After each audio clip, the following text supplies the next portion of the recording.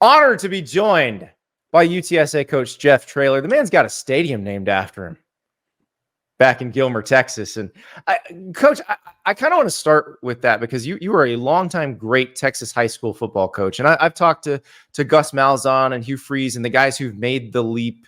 But how much of what worked for you as a high school coach, CEO, still works as a college coach, CEO?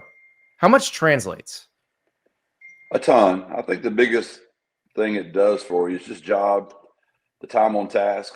I mean, you're still, I was a head football coach for 15 years, and you're still having to do the exact same stuff as you do in college. I do know that me being an assistant for 5 years before I became a head coach, Todd Dodge and I were really good friends. And when Todd was having his great run at South Lake Carroll, if you remember, he went to North Texas immediately as a head coach. And I would go see Todd all the time.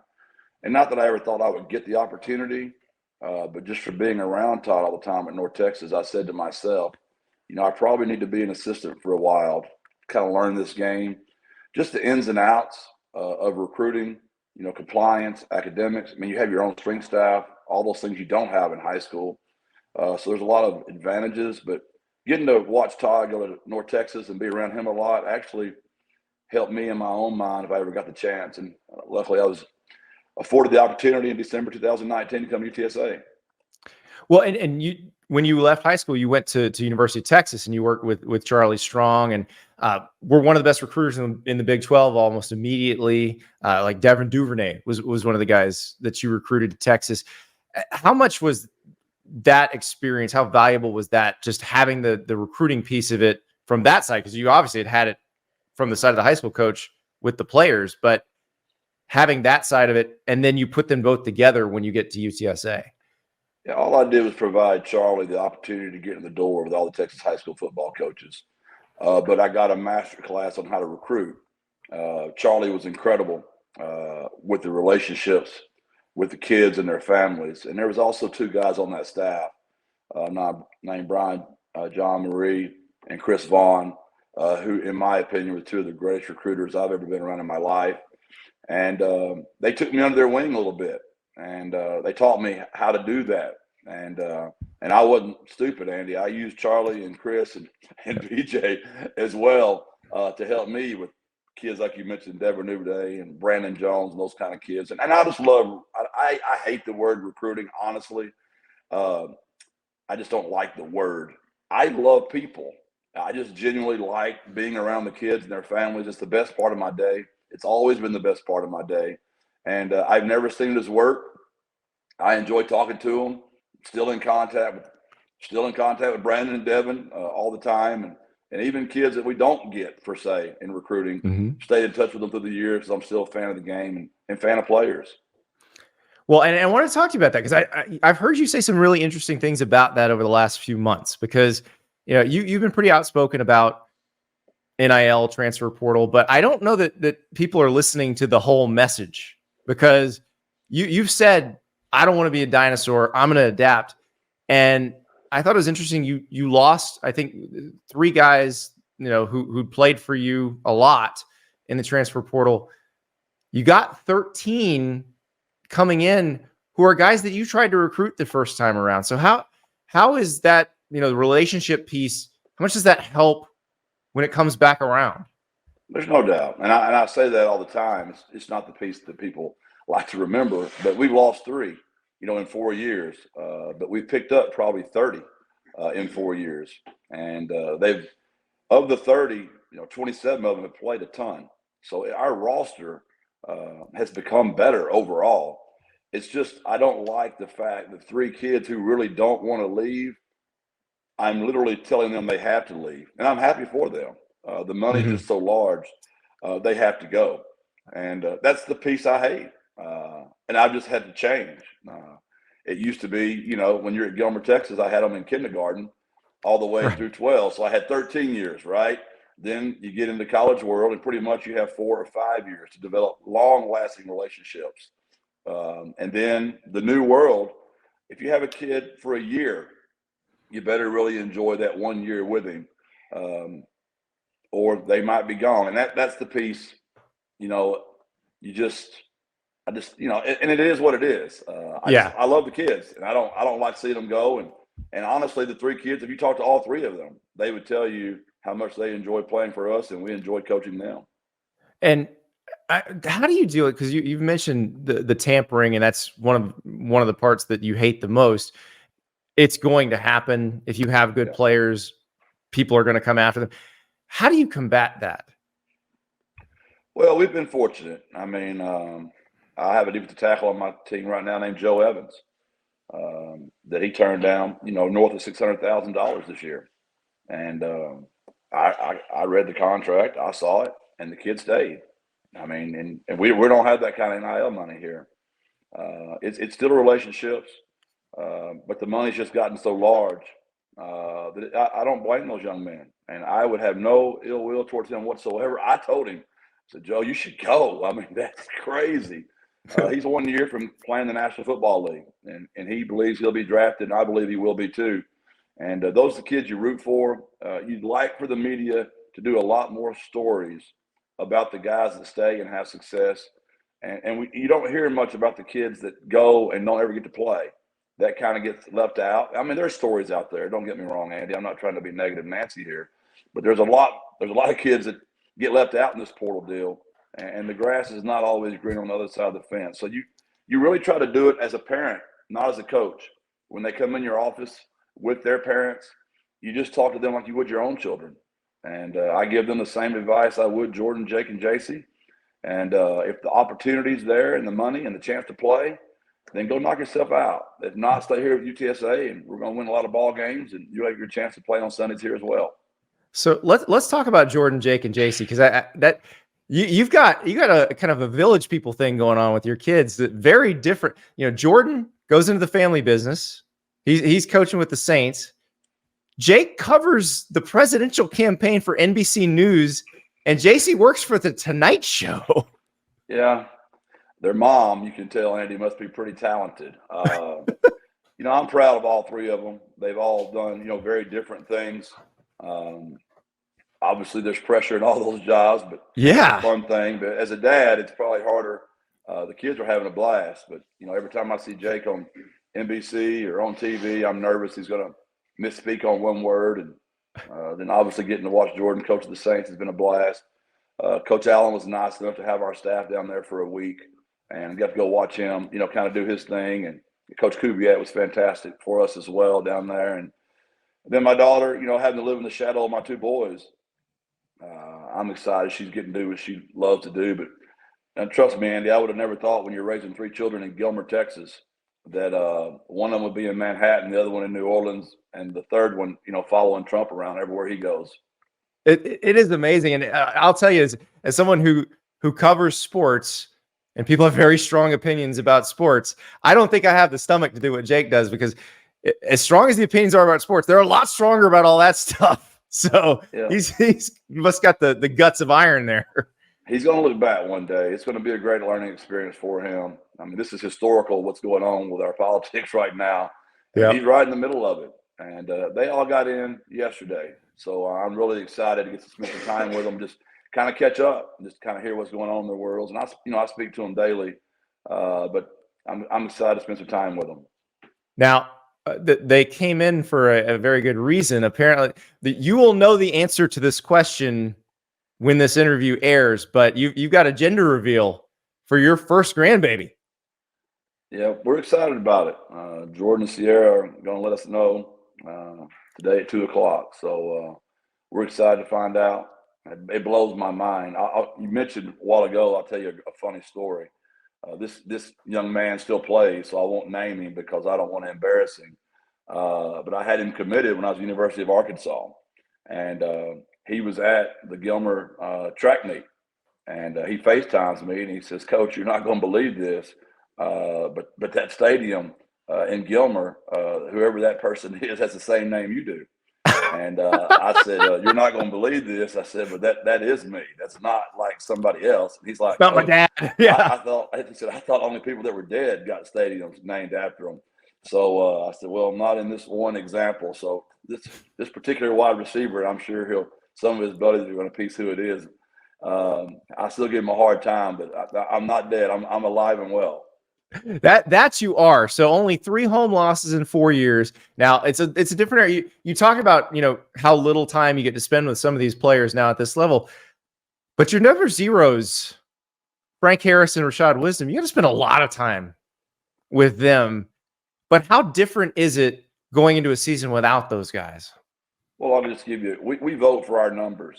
I stole that idea from Matt Rule from years ago. So, but not only do we vote for our single digit numbers, the people that wear the 2, the 1, and the 0, whoever has the most votes, they get to wear the 0. And I've had, think about this, Andy, for 4 straight years, my entire college head coaching career, Rashad Wisdom's won the 0 on defense. Frank Harris has won the 0 on offense. Frank is from Frank is from Schertz Clemens, legend in San Antonio, obviously, and Rashad is from Converse Judson, another hometown boy. 2 of the greatest individuals you ever meet, wonderful families. And they're both gone. I'll never, however many more years the Lord has me coach, which I hope it's at least 20 plus, I'll never have the same kid wear the 0 for 4 straight years one more time, in my opinion. So that's going to be a huge loss for us. But I was also, I've been a head coach for 15 years in high school. And the fun part is seeing the next group step up to keep a program going. It's not just one quarterback or one safety. There's, as much as I love Frank, and him and I are still very close. He works in the city, and Frank's been injured a ton. We've had to play a lot of games without Frank. So that's a blessing and a curse, obviously, because Frank is so good. But Eddie Lee Marburger got to play a lot last year. So did Owen McCowan. And those 2 kids are both going to be vying for the starting quarterback job this year. I was going to say, how much is having them both have, because Eddie had to play in the regular season. Owen played in the bowl game for you. At least that what they look like when the lights are on. Yeah, and I've known them forever. I coached Owen's father, Josh. Yep. Josh was our high school quarterback at Jacksonville back in the 90s. Eddie Lee's a South Texas legend. He can really sling it. Both kids were wonderful. Both kids love the Lord. They love people. They love ball. They're an absolute blast to coach. Our kids love being them. We all understand the gravity that Frank Harris brought to our program. We're not trying to understate that. But at the same time, we're very excited about Eddie and Owen. And we're going on year 5, Andy. We're going to put a good football team around them. And I hope people will remember what Frank was like when he first started. We only won 7 games that first year. We were not some offensive juggernaut. We were a defensive football team. We kicked and covered very well, and we won a bunch of games we weren't supposed to. Now, obviously, as Frank got to play, he got better and better and better. So we all need to cut Owen or Eddie some tremendous slack, and let's grade them on Frank's first-year curve, not Frank's 4th-year curve. Right. Exactly. Well, and you mentioned, you coach Josh, you coach the McCown boys, but you've got quite a tree going yourself as a coach. So GJ Kinne was a guy who played for you at Gilmer. You ended up coaching against him last year. He's now the Texas State head coach, and we had him on the show last year right after they beat Baylor, and he's like, "Yeah, I'm a little nervous. I got to go coach against my high school coach." But how proud are you of what he's been? And I realize his dad's also an all-time great high school coach too, but that you had a hand in teaching him how to be a coach. Yeah, you mentioned my son earlier, Jordan. GJ was in the wedding. Will Stein was in the wedding, and both those 2 kids are literally like my own son. We played GJ again this year. He was my quarterback at Gilmer, as you've already mentioned, Andy, but he's literally like a son to me. And Will, I don't like playing people that I love as much as I love GJ. That's a game I wish we could skip. It's also a rivalry game. He's done a fantastic job turning that place around. So it's fun because I still speak to him just like I did. I also worked with GJ. At SMU, we were assistants together. At Arkansas, we were assistants together. Will lived with me, for a year at the University of Texas while Carrie was back with the kids before she brought them to Austin. So unbelievable relationships with both those kids. And it's crazy that those kids are where they are. And I know I call them kids, and they're not kids. They're young men. They can't stand it when I call them kids, but they're like my kids. Well, we had Will on the show a couple of weeks ago, and he's obviously doing great things at Oregon now as the offensive coordinator.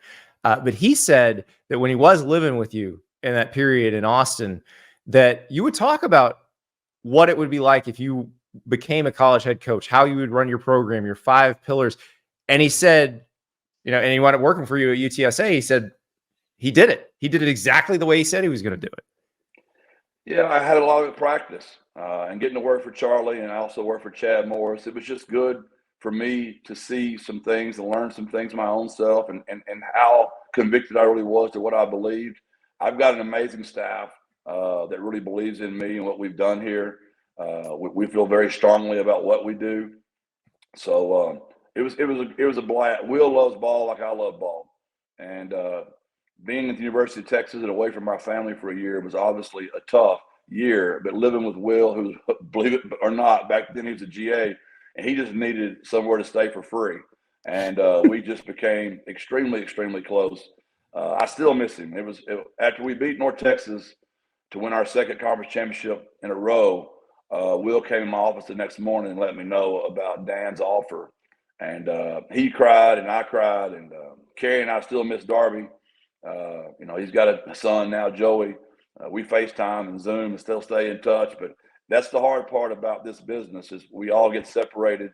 We're players, coaches, but the relationships are real. And I love those 2 boys and miss them both very much. But I know somehow we'll all circle back up together one way or another one day. So Will says there's one other member of the family I have to ask you about, and that is Izzy. So Izzy is a cockapoo? Yeah, it's a cavapoo, actually, Andy. This is very embarrassing. King Charles Cavalier Spaniel and a poodle. Yeah, I'm going to crush Will Stein for that private information. I was raised in the country. My children only had labs growing up. We had chocolate labs. We had black labs. We sure didn't have any poodles. But when Carrie and I became empty nesters, she wanted a dog. And it gets even better, Andy. The only game we got canceled during COVID, we were supposed to play Rice, and we didn't get to play that game. And that was the weekend she was driving to Godley, Texas to get this cavapoo.